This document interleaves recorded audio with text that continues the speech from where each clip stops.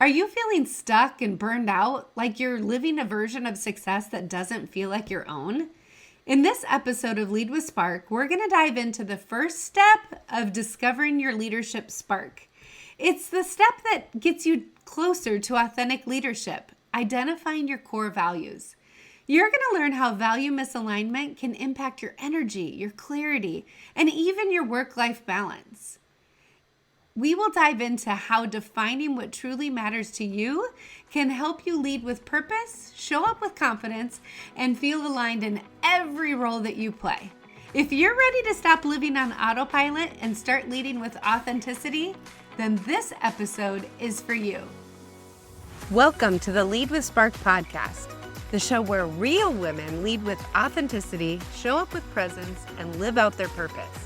I'm Lynsey Mulder, speaker, C-suite executive, family gal, travel junkie, and a firm believer that your leadership starts from within. Around here, we go beyond the fluff. We talk about the real stuff no one teaches you in leadership training. Your values, your superpower strengths, boundaries to stop burnout, and how to quit being the chaos coordinator of your own life. Whether you're building a business, leading a team, or just trying to stop feeling stuck in the daily grind, this is your space to get clear, get aligned, and finally lead with confidence. So let's cut the noise and reconnect with the spark that makes you, you. Let's go get our spark on. I'm so excited that you're here today. We're digging into one of my favorite subjects, which is the Discover Your Leadership Spark framework. Today, we're going to talk about the very first step. It's an intentional step, and that's identifying your core values. Now, I know that values might not sound flashy or new. It might be something that many people have talked about. But hear me out.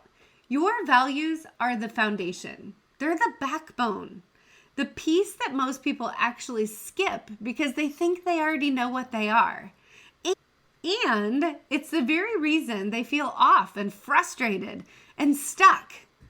Have you been feeling frustrated at work lately? Feeling trapped in your current situation?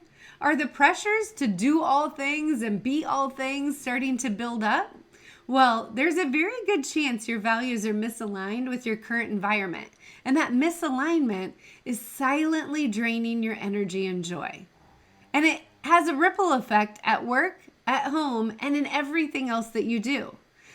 But hey, before we dig in too deeply, I want to tell you a little bit about why discovering your spark matters so much to me and how I actually got here. I grew up a small town farm girl. If you put a pin in the very center of the nation, you're probably going to hit my little hometown in Iowa. We had about 300 people if you counted the dogs and the cats. It was a little tiny town in the middle of nowhere. Just like you, when I grew up and people started to ask me, what do you want to do when you grow up? I would say the things that I could think of that were the biggest, boldest heroes. I wanted to be a nurse. I wanted to be Wonder Woman. I wanted to be in the circus. All of those things that you think are so fun and so cool. Well, like any good farm girl, I got the honor of walking beans, and eventually that turned into detasseling corn. Now, if you're not from farmland, you don't know what that is, but you're actually walking down the rows of crops to make sure that you're getting rid of all the weeds or pulling out the tassels so that you have a fantastic harvest. It's hard work, but you know that at the end, the money that comes out of that hard work is going to get you the things that you want to do. The crazy thing is that it impacts that question. What do you want to be when you grow up? It starts to change what your answer is. Not because I changed, but the world told me I had to be more practical in my answers. Now, this might date me a little bit, but my biggest goal with making money when I was that age was to buy the coolest, most recent pair of blue jeans that were on the market. If you're in my decade, you know what they are. They had a little triangle on the back pocket. They were Guess blue jeans, and they were so cool. I had to have a pair. Now, if you're younger than me, you can go find these in a vintage store down the street. But for me, these were awesome. And so I knew that if I wanted something, I needed money. And to get money, I had to get a job. And I wanted to have a good job that paid a lot of money so that I didn't have to work as hard. So it started to influence that question that was asked of me, what do you want to be when you grow up? I knew that the answer for me was that I needed to go to college. And all of my advisors in school said, well, you pick a degree that's something that you're good at. Well, obviously, I'm a good talker and I was good at math. And so I knew at that time, if I went and I got a degree in business management, I would probably make some really good money. And that made financial sense to me because I would be able to get those things that I wanted. So slowly it shifted from the things that I thought were really cool and that got me excited to the things that just made sense. I wanted to make sure it paid well. And so that's what I did. Just what you probably did too. I picked the safe route. I went to college and I got a business degree. Now, little secret, peek in the window of Lynsey Mulder, I only graduated because I went to a liberal arts school, and so I could take half of my classes in art classes like pottery and bookbinding and jewelry making. Thank goodness that they allowed me to do that because that's probably the only reason that I graduated. Business management just didn't get me excited. It didn't allow me that creativity of my mind, but I knew that I needed to follow the path that society had laid out for me. So that's what I did. I graduated. I got a job in business. I moved up the ladder. I kept falling into new roles. I would do really well. I would get a promotion. I became a project manager, then a director, and eventually I was a senior vice president at a Fortune 100 company. On the outside, it looked like I had it all. I had a great job, a great family. We were making memories to last a lifetime, traveling around the world, and it looked like I was holding it all together. But yet, I always felt like there was something more. I couldn't put my finger on it, but I knew that deep down in my gut, something was off, and there was more that I was meant to do. I kind of kept going back to that question that was asked when I was young. What do you want to be when you grow up? And it didn't matter if I was 30, 35, 40, 45. That question kept popping up in my head. What do I want to be when I grow up? Where is that spark that's going to light me up? It didn't mean I didn't love what I was doing. I did. The people around me were fantastic. I enjoyed what I was doing, but I knew that there was something else. I had built that safe life, but I hadn't checked all the boxes of the things that I wanted to accomplish. And I wasn't leading my life intentionally. I was leading it on autopilot. I let society dictate the path that I was going to take instead of defining what success was of my own. So that's when I had to pause and start asking myself better questions. What are the things that give me energy? What am I naturally good at? What am I really passionate about? Now, here's the sobering truth. 96% of people live their lives on autopilot. How many times have we done this? We drive to work, but we actually don't remember anything on the drive because we're just doing it on autopilot. 64% of us go through every single day in a repetitive routine. We just do the same thing day after day. We eat our meals at the same time.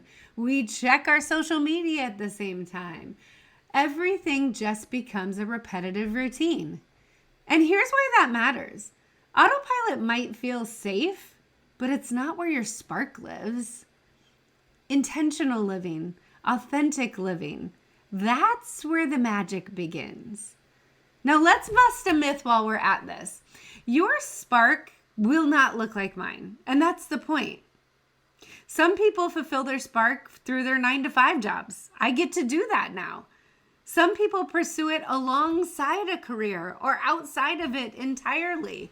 The key, you have to discover your spark and use it to live and lead with authenticity across all areas of your life. When you know what lights you up, your energy rises, your motivation returns, and you finally feel aligned with your work, your relationships, and your purpose. That's what I want for you. to stop performing and start aligning, to stop chasing somebody else's version of success and define your own, to reclaim your spark and live from a place of authenticity and intention. You've probably been showing up for everyone else, your team, your kids, your clients. But when was the last time that you asked yourself what actually matters to you? What lights you up? So that brings us all the way back to values. They're not just fluffy words on a wall. They're the reason that you feel lit up by one job and completely drained by another. They're why you get excited when talking to someone in one conversation and yet in another you dread it. They're what helps you make decisions when everything feels overwhelming. They're how you build a life that feels aligned, not just impressive on paper.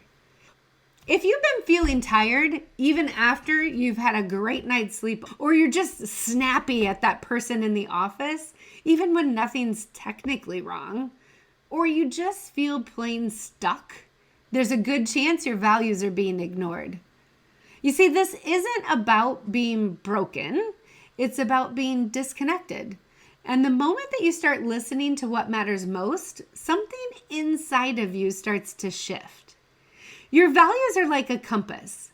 And if you've ever felt like you're spinning in circles, it might be because that compass has been buried under deadlines, distractions, and other people's expectations. This is when we start to feel like our work-life balance is completely out of whack. So the first step in the Discover Your Leadership Spark framework is to really take the time to identify your core values. The things that truly matter to you, not what you think should matter, not what someone else told you should matter, but the things that truly matter to you. You might have skipped this step in the past, like I did.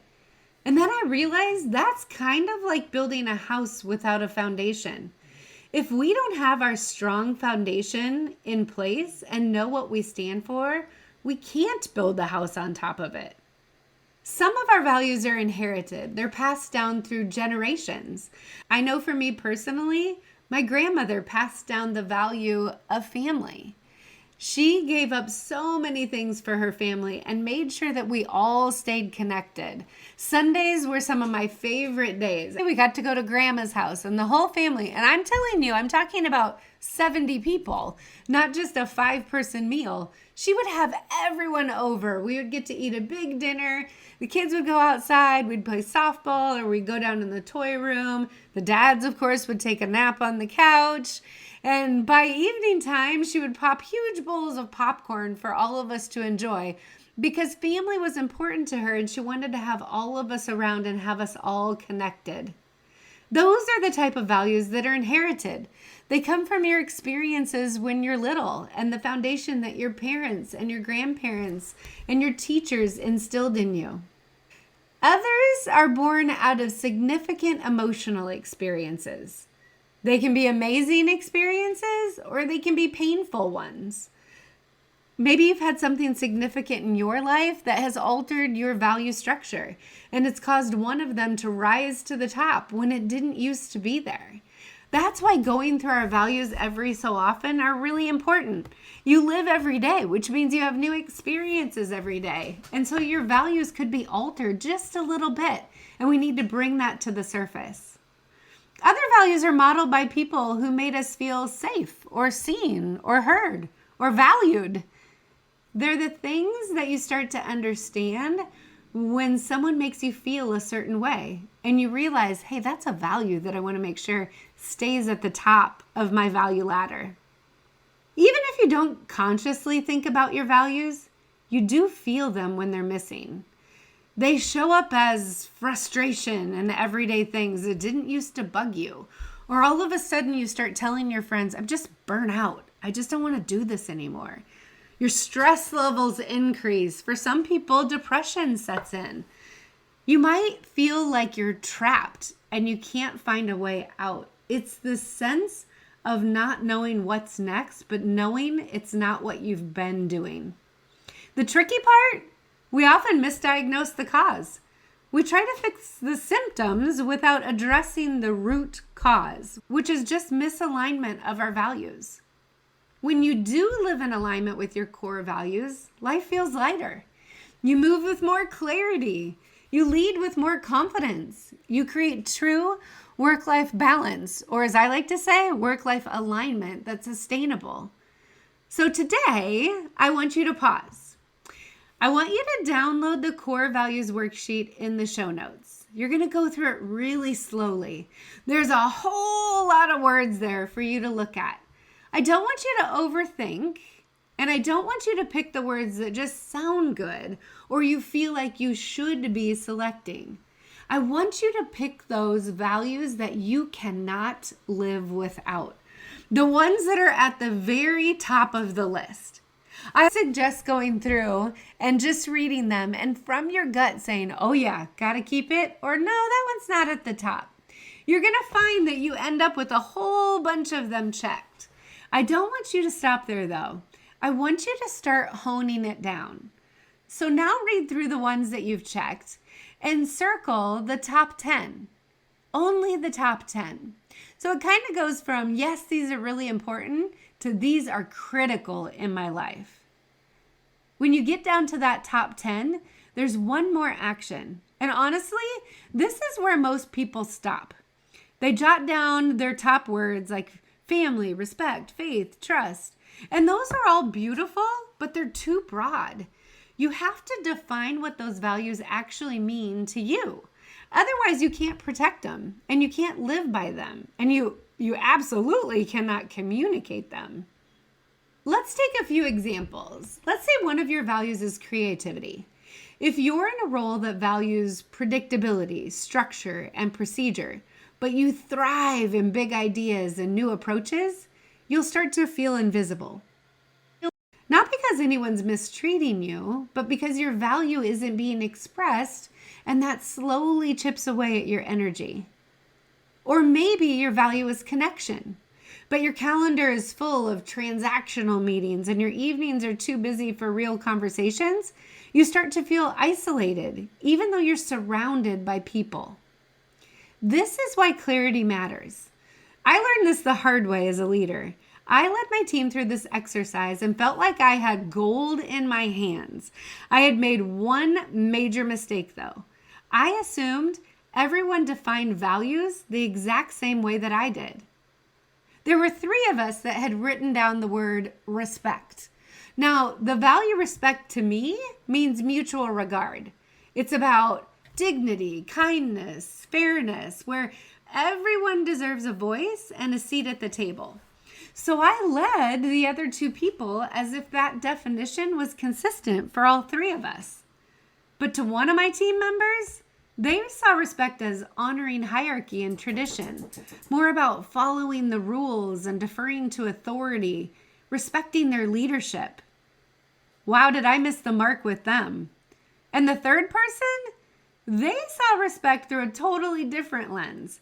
To him, it was about setting boundaries, respecting personal individualization, and having that mutual respect back and forth, kind of more about honoring time and space and humanity. It was all the same word, but it was 3 completely different definitions.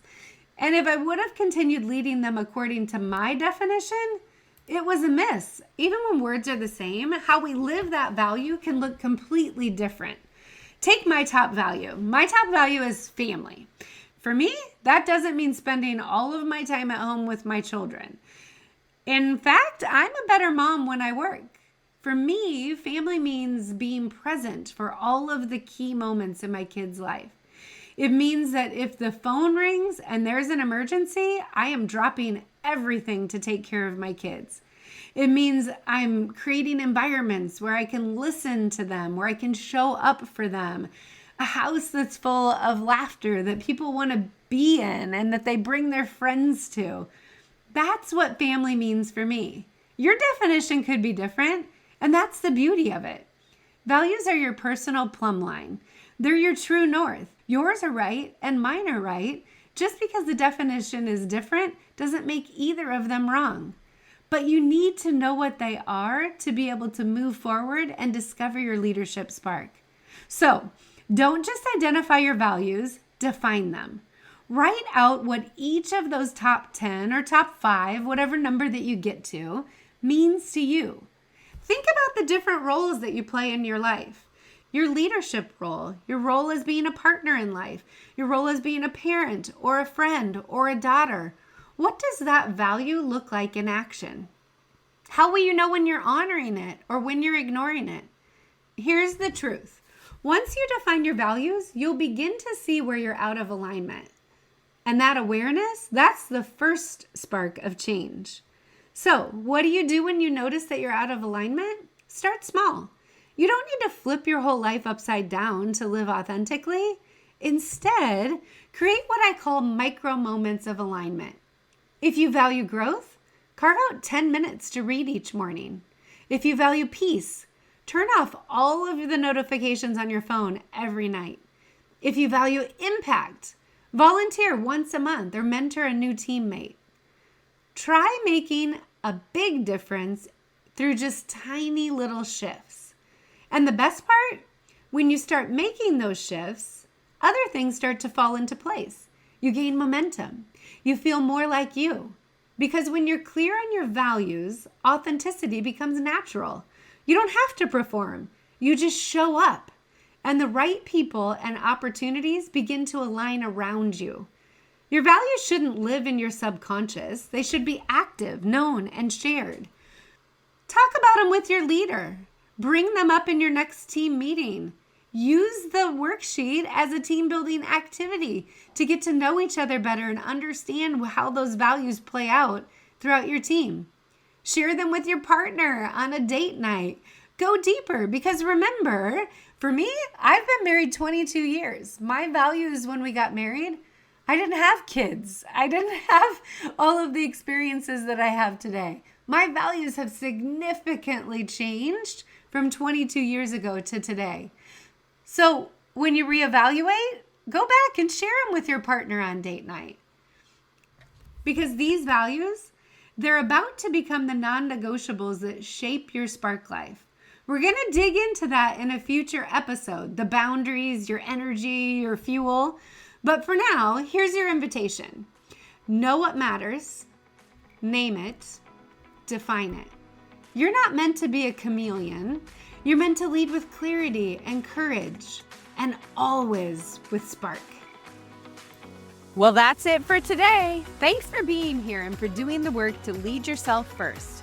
If this episode sparked something for you, take a second to subscribe, leave a review, or share it with another woman who's ready to own her leadership. And remember, the way you lead your life is the way you lead everything else. If you or your organization are looking for a speaker, an impactful workshop, or an executive coach, head over to lynseymoulder.com and let's connect. Keep showing up. Keep leading with spark. You got this. I'll see you next time.